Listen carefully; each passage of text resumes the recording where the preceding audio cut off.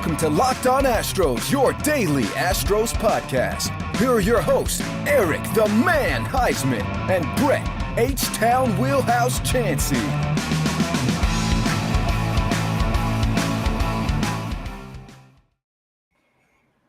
We are Locked On Houston Astros, and this is your daily Astros podcast. I'm H-Town Wheelhouse, and we are here with Ben Verlander live. Remember, we are your team every day. Eric is recovering. He had a little minor surgery today, but he is resting, and we wish him well. Get well, Eric. We'll definitely hold it down for you today. The Astros gave a walk-off welcome to Alex Bregman.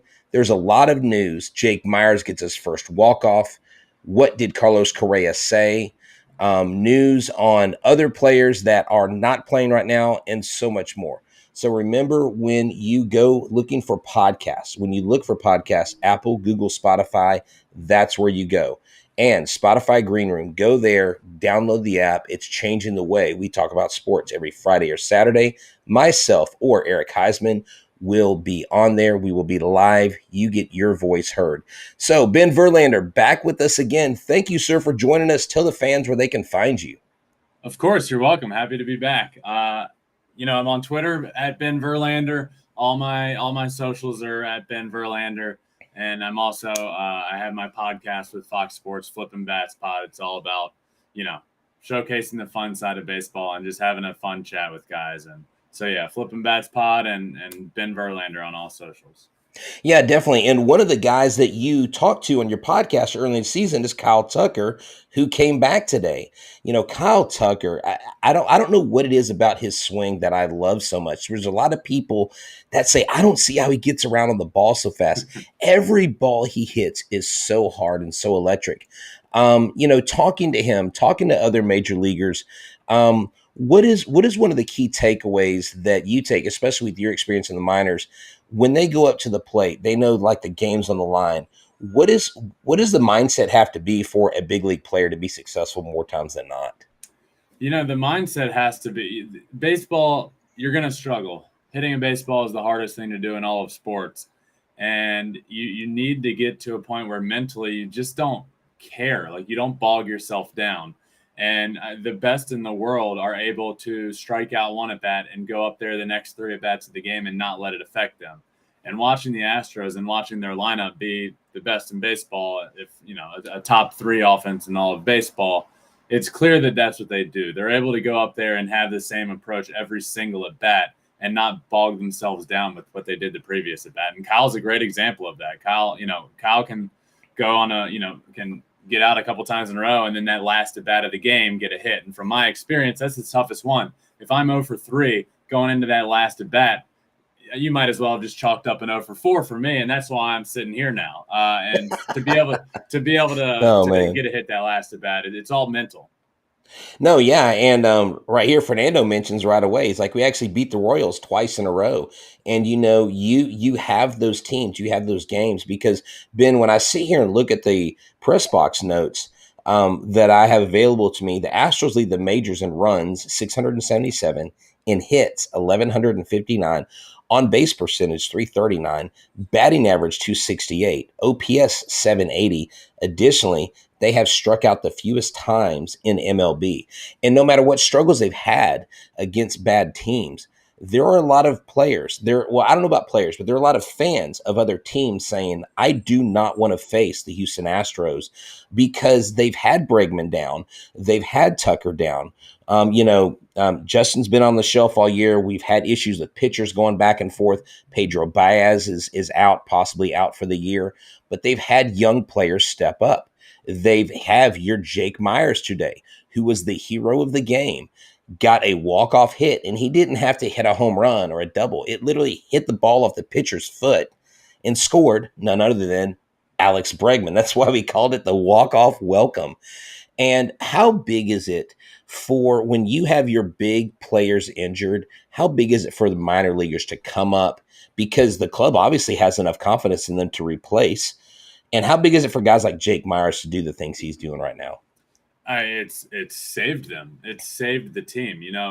They haven't been playing great baseball, I wouldn't say, but you wouldn't expect them to with all the guys they've had down. And if it wasn't for young guys like like Jake, who's stepping up and playing great, who knows where this team would be? He's literally saving them, and it's allowing them to tread water until guys come back, which you saw happen today. Finally, you get guys back and you win a ball game. But having guys like that step up and produce in a game when you're missing so many of your stars is enormous. I mean, I can't stress it enough, because the team's going to struggle. Obviously, you're not going to play the same. But if you can find a way to play about 500 ball with your studs out, you're going to be just fine. And he's a reason that they have been still winning some games.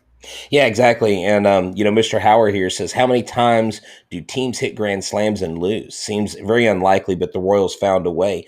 And that was a punch in the gut.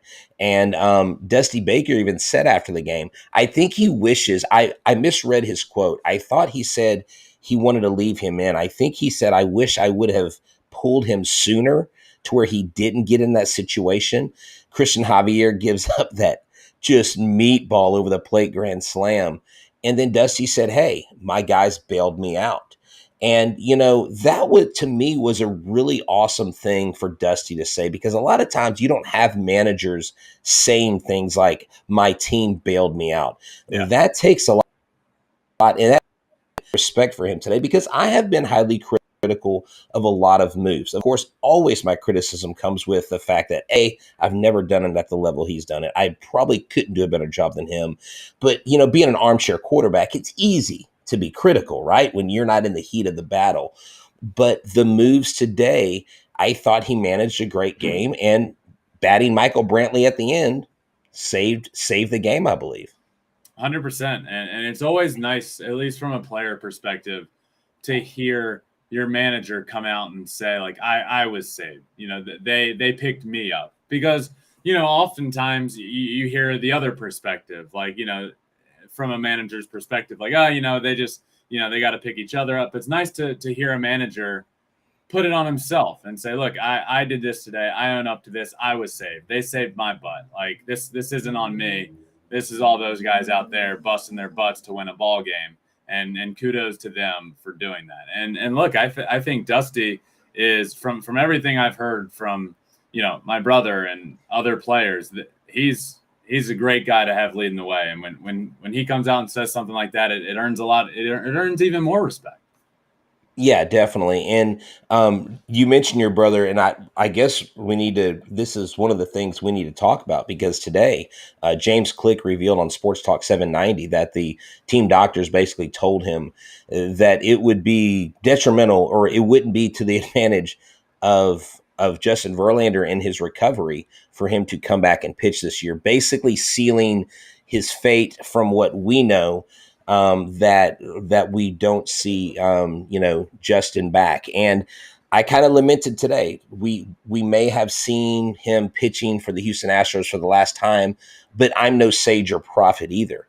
I know that he has an affinity for Detroit. And so I guess when you go into the offseason and you're in his position, you're basically weighing what works best for your family and what you feel like works best from your career from this point forward. Yeah, that's 100% what he's going to do. And, I'm just happy that he's in a place where his rehab is going really well, and he feels good enough to the point that somebody has to come out and say, hey, we're going to shut him down. Because it did, it's getting that to that point where he's throwing and he feels good. And I couldn't be happier about that. And as far as his future goes, you're exactly right. It's something that he's going to sit down in the off season and talk to Kate, and as a family, all figure out what's best for him. And I don't know what that is. And I know he doesn't know what that is right now, but I'm really excited. It's been too long for me not seeing him out on a mound. It's all I've known most of my life. And I'm excited to see him back out there in the future. No, yeah, definitely. And you definitely don't want to rush back. And of course, at this point in his career, you've got to listen to the doctors. But one of the things I do want to talk about is that if you are an athlete, or you are just a weekend warrior like myself, playing men's basketball, scoring 16 points in a game, might I add, 3 for 4 from the 3-point line, I do it by eating Built Bars. Built Bars are the best tasting protein bars in the land. And hey, Ben, my last basket I made was a floating runner off a dude that was 6'5". There was no way I was going to challenge him, so I did the floater, and luckily it went in, and I started cheering for myself. I'm like, let's go, I got the big man. But that's because I had Built Bar in my system. Built Bar is the best tasting protein bar trapped in 100% chocolate. They have all these amazing flavors. I had grasshopper cookie today. It tastes like a Thin Mint cookie, like those Girl Scout cookies, and they've got so many flavors. The USA track and field team consumes them. Just about every Locked On host uses them, and I know listeners have been turned on to them. So Built Bar, go to built.com and use the promo code LOCKED15, and you will get 15% off your first box. That's right, LOCKED15. You can use the promo code Locked On when you go to builtbar.com. And I might add this, because we're going to talk about this. You have mentioned your pick for the National League as the Milwaukee Brewers. And so what I'm wondering is, who does betonline.ag say that the AL favorite is? Is it the Astros? Is it the Yankees who are surging? Is it the Rays? I mean, who is it? The White Sox? Have we forgotten about them? But betonline.ag is a phenomenal place to go for all your sports betting needs. And also now, Ben, we got football in full swing, not just pro football, but college football. And let me tell you, they have updated odds, props, and contests, including online's biggest $500,000 NFL mega contest and the world's largest 200,000 NFL Survivor contest, open now at BetOnline. Head to the website or your mobile device to sign up today and receive your 100% welcome bonus. That's right, 100% of your deposit is added to what you put in. Be sure to take advantage of the opening day super promo. Make the bet on the Thursday game where the GOAT goes in the September 9th season opener. Tom Brady with the Buccaneers and the Dallas Cowboys. If you lose your wager, you'll be refunded $25. For new customers only, signing up with the promo code NFL100. Football, boxing, basketball, baseball, your favorite Vegas casinos, everything for the 2021 season. Promo code Locked On. Bet Online, your sportsbook experts. So let's talk about this. Last night I hit on it. Luis Garcia on the way to, I believe, Rookie of the Year. He had a couple rough starts before his last start. In the 4-0 win where the Astros pitchers shut out the Royals, Luis Garcia got into two really tough situations and bailed himself out. How good has Luis Garcia been, and are people outside of Houston talking about him?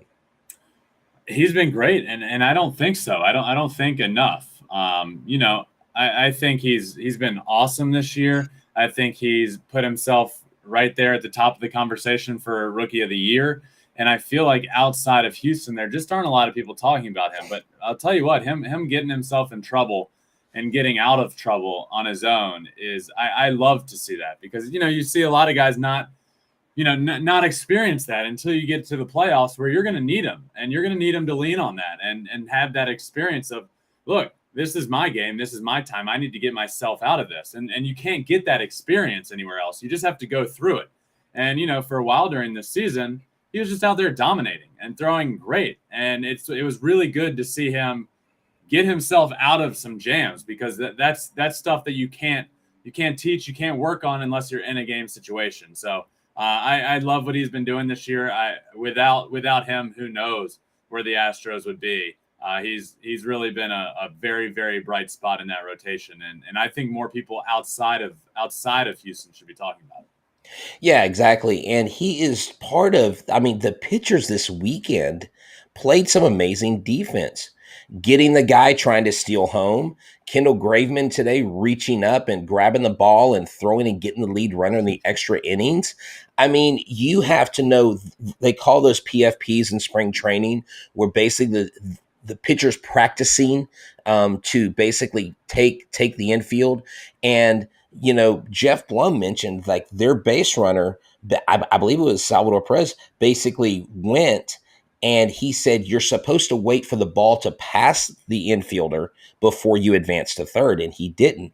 But right. Graveman had the wherewithal, and that's huge, because these pitchers and this pitching staff has done plenty good, I think, pitching-wise. But to see the fielding, those are the playoff moves that are so important. Because right now, the Yankees, if they win tonight, they have the same record as we do. A month ago, the Yankees weren't even in the playoff picture. That's incredible. That speaks volumes to what the Yankees did, by the way, at the deadline. Like I didn't love the moves they made. I think getting Gallo and Rizzo was huge for them, obviously, but I thought they needed to do a lot more in terms of pitching in the back end of the bullpen. But it just goes to show you, when you make moves at the deadline, it just shows your team, and it can be a shot in the arm for your team. Like, all right, let's go. We got new guys. Let's go do it now. And they certainly are. And I think it's going to be important for the Astros to keep winning games, because we all know when it comes time at the end of the season, seeding is important. And, it's important to have that upper hand, and home field advantage is huge, especially for the Astros. I feel like the playoff atmosphere in Houston is unrivaled from what I've experienced in a lot of places. The playoff atmosphere in Houston is incredible. So whenever you can get that upper leg and have the higher seed, it is huge. But kudos to the Yankees. It felt like a month ago we were talking about how awful they were and how they had no chance, and now we're talking about them having the best record, almost the same record as the Astros.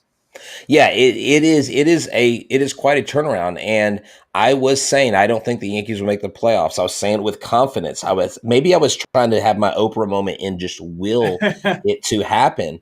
But at the end of the day, right here, like John says, we would love to see the Yankees at Minute Maid Park again this year.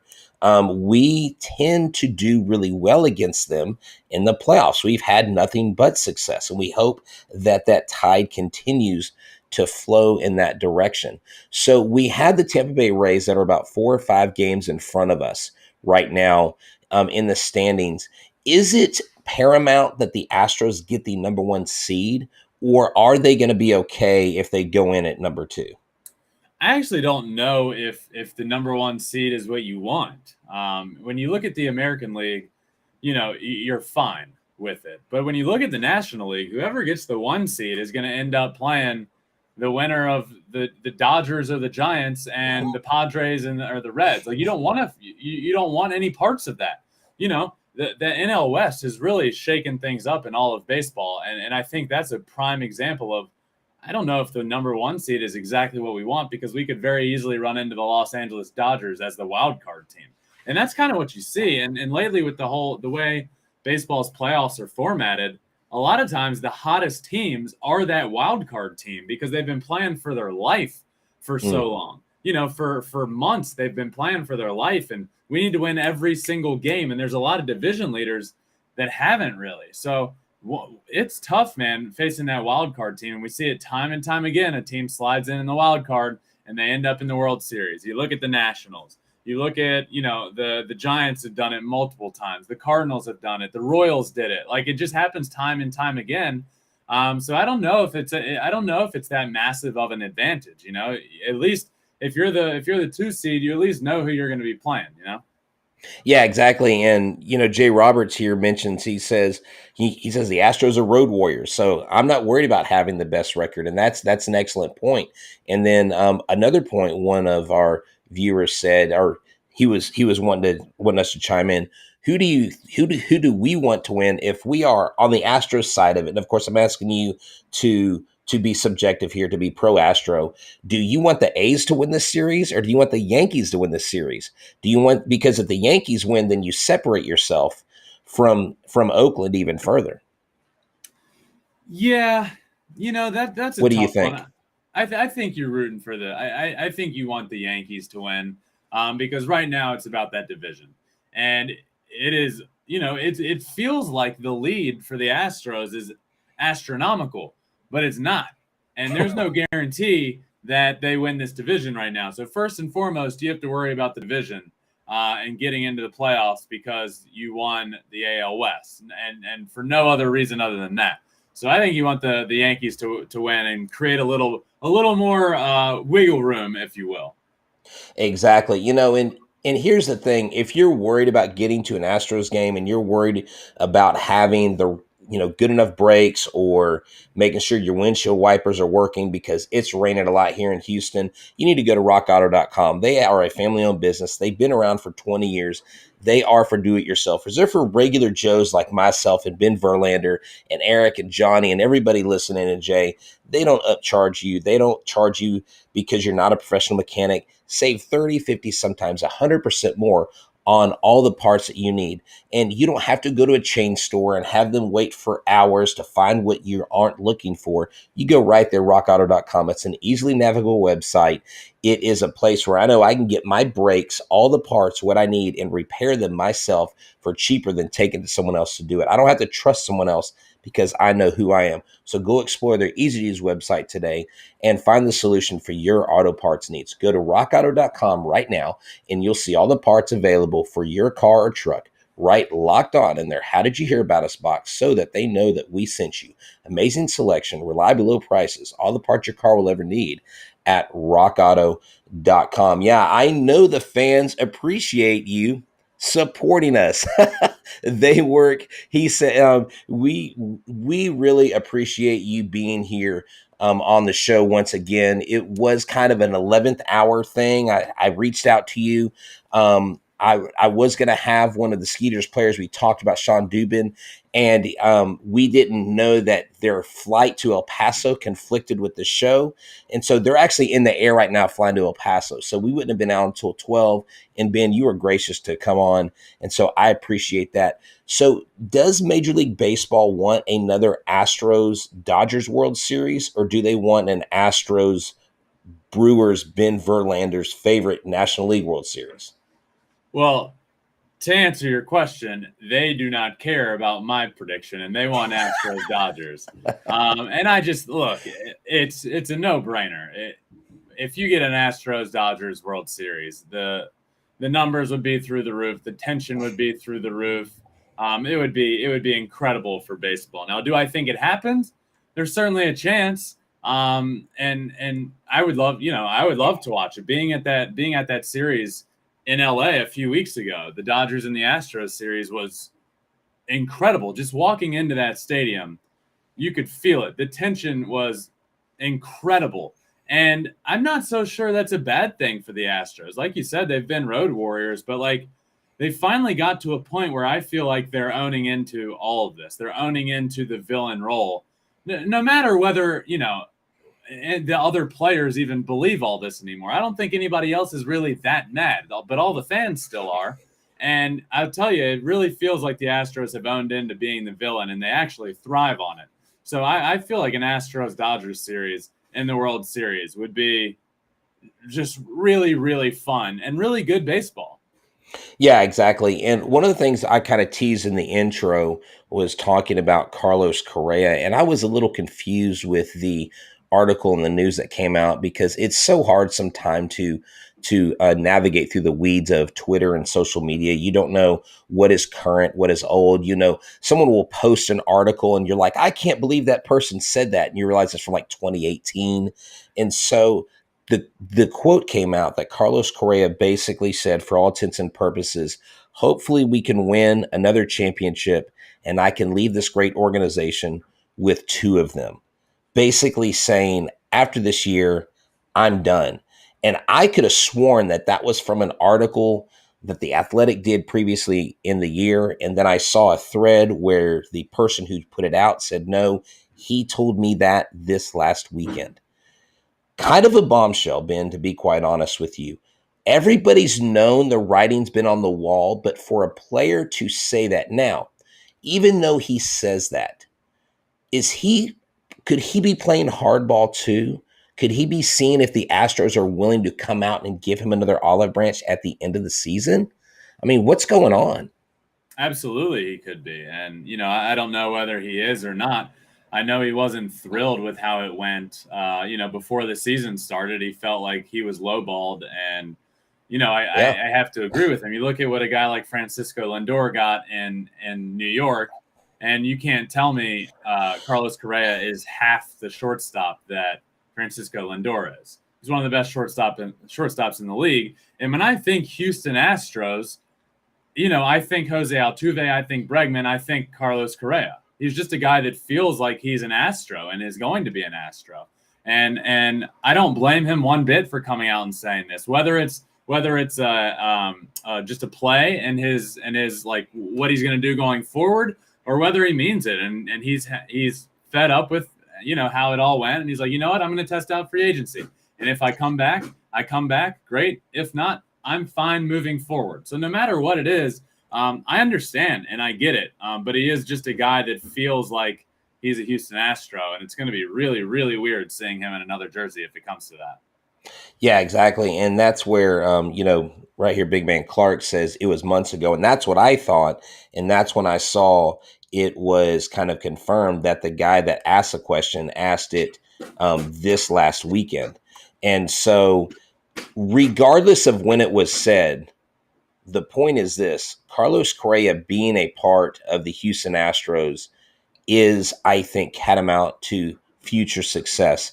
And I know that we've got, Pedro Leon in the wings. He's kind of the next guy up if Correa leaves.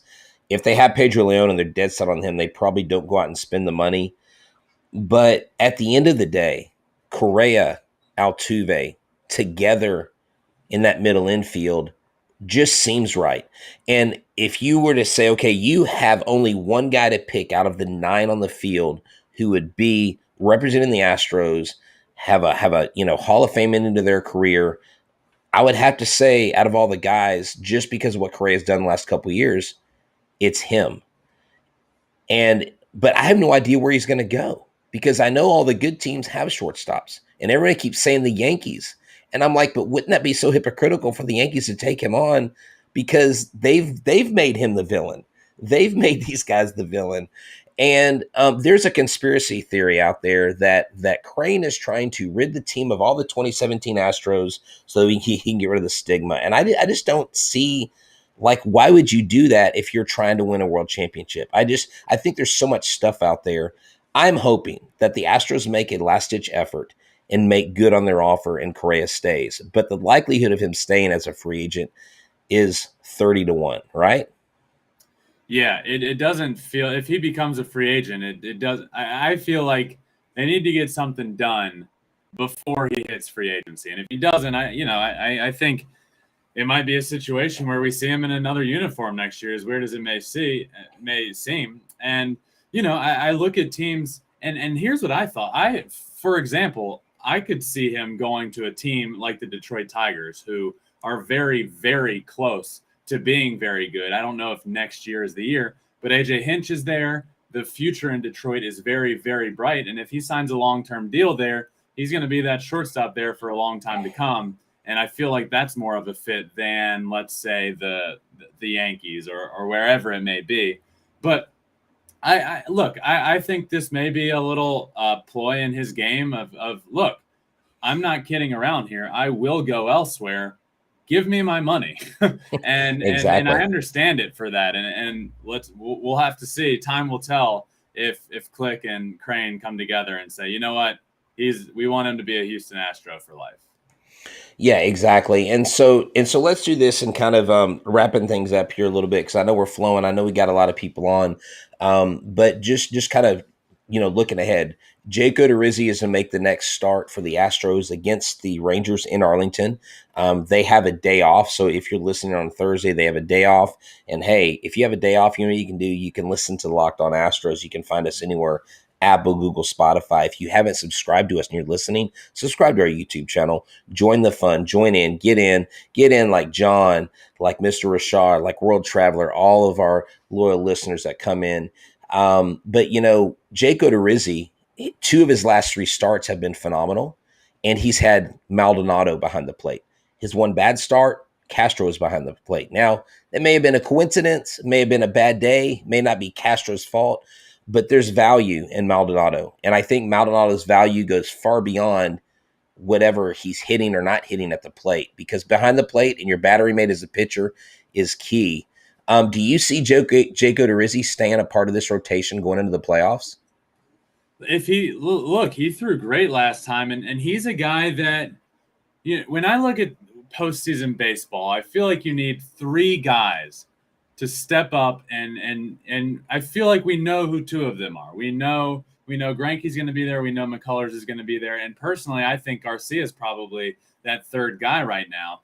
So Odorizzi is kind of pitching for a spot in that roster and on that playoff roster and in that rotation, or he may be there as a bullpen guy. But I'm with you. He threw fantastic last time.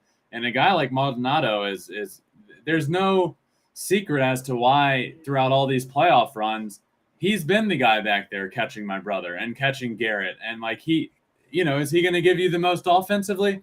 No, but do you really care? No, because he's so good catching these guys and calling a good game. And I'm interested to see Odorizzi, who he's going to throw to. I would assume it's going to be Maldonado again, and see if he can keep on this run, because if he keeps throwing well like he did the other day, he's going to find himself pitching in the playoffs. Yeah, and that's what he said the other day when he gave up those like 4 home runs. He said, everything was flat, nothing was moving. My moving pitches weren't moving, my rising fastballs weren't rising, and he said it sucks to suck, basically.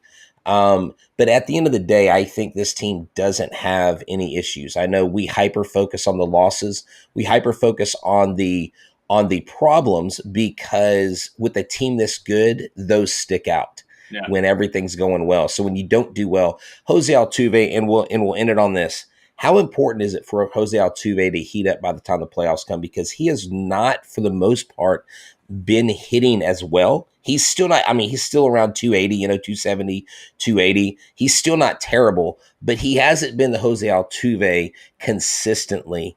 Does someone like Altuve have to be firing on all cylinders, or is this lineup deep enough to where they can kind of pick up the slack there?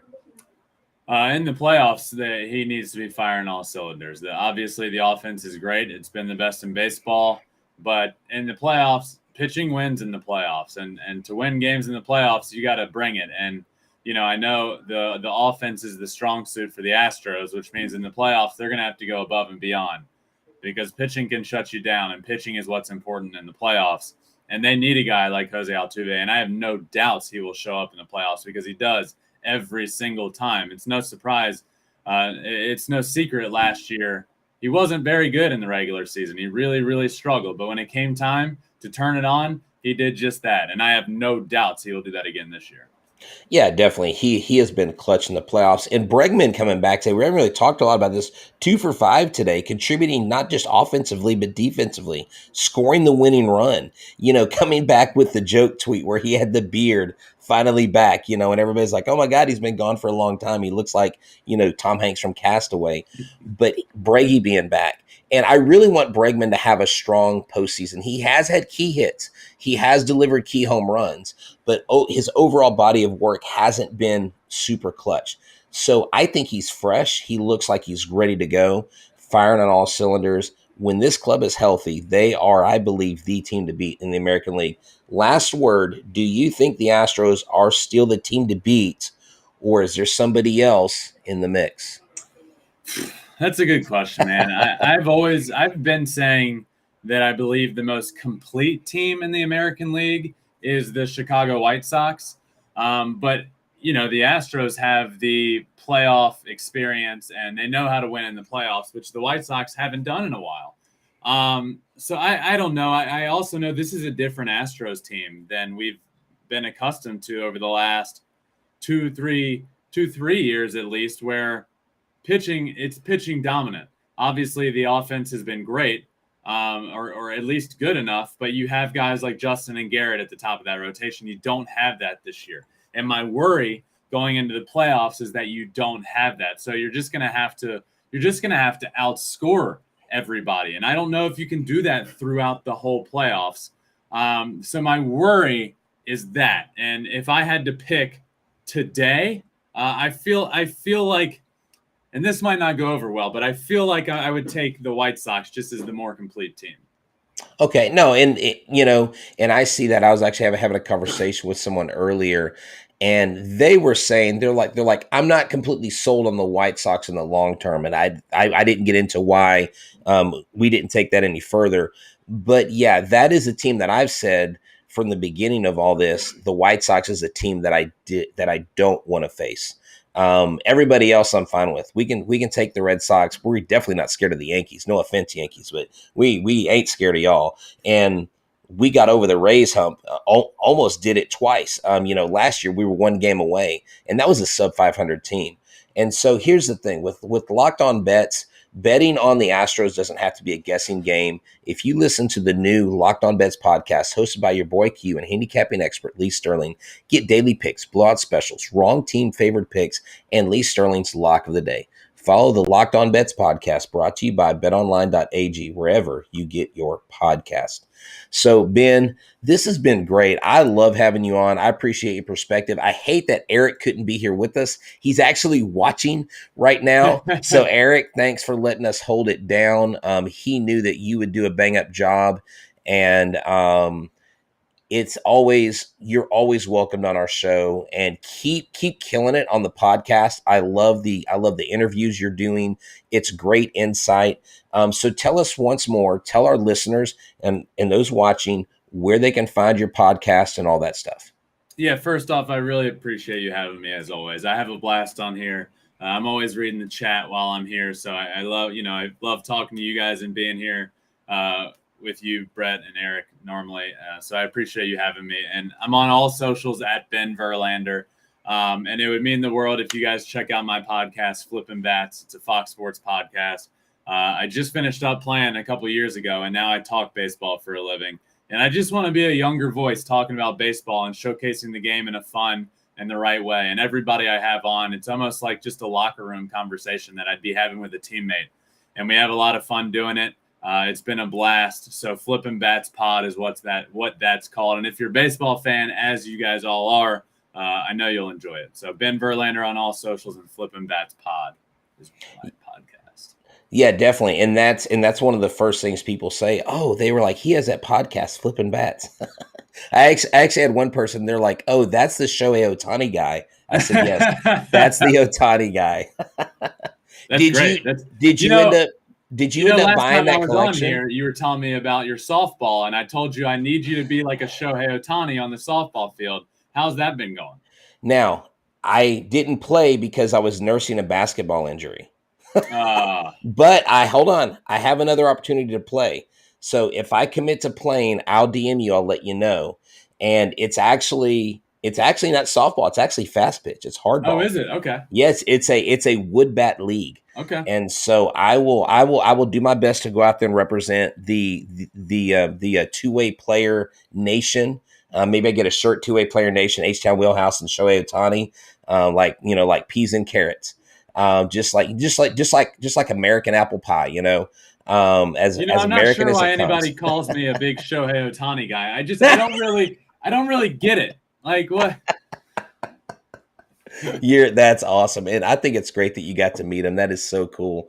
But like I said, it's always a fun conversation. We could go on for forever and ever, but we do have to wrap things up. We definitely will have you back. It will be before the playoffs, and our fans love having you on. From myself and Eric and Locked On Astros, this has been Verlander joining us. Thank you so much, sir. Keep up the great work. And as always, go Astros. Don't forget, if you are not subscribed to our podcast, do so on YouTube. Go to Apple, Google, or Spotify, wherever you get your podcast. Give us a 5-star review on Apple and check us out for more great interviews like this one. Y'all have a good one. We are your team every day.